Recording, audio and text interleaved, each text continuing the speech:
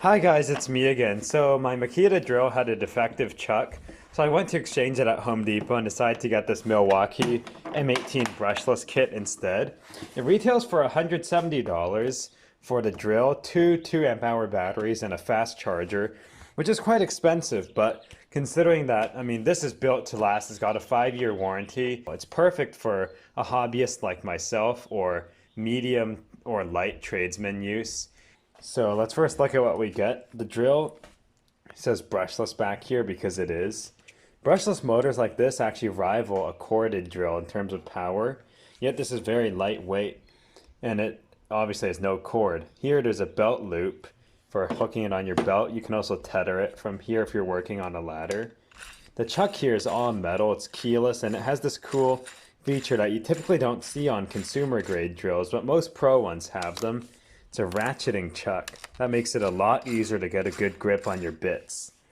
And there's the standard forward reverse switch with a work light. Here there's a speed control. Obviously 1 is low, 2 is high. And here there's a clutch. Now obviously drills are not meant to replace impact drivers for driving in screws. However, for putting in small screws, an impact driver might cause damage. But the clutch here lets you dial in the torque you need.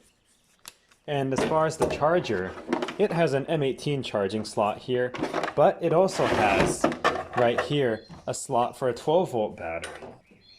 So here's the 12-volt battery for my hacksaw.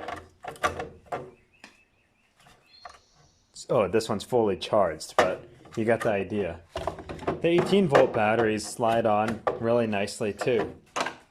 And while it's charging, it gives an indicator of how much it's charged. In this case, it's full, so it's not gonna really do a whole lot. Now let's test out the drill itself. Let's do some drilling. Here I have a scrap of 4x8 lumber. Here's a 1/2-inch drill bit. Let's see if we can drill through it.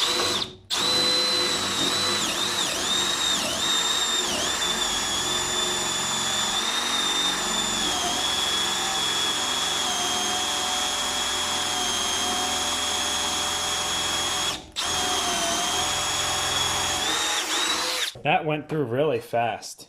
Now let's try drilling some steel conduit.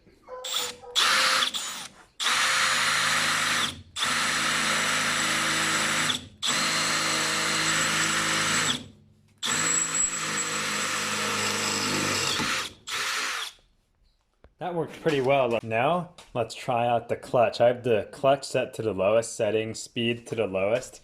Let's try putting in a screw. Here's a small drywall screw.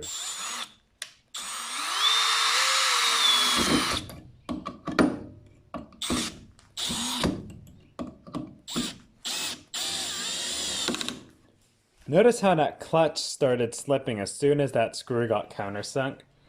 This prevents damage from overdriving, which an impact driver can definitely cause.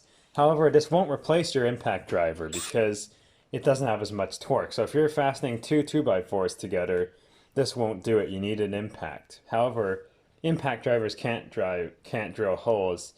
And also, this is great for preventing damage on smaller work. Now let's take the screw out.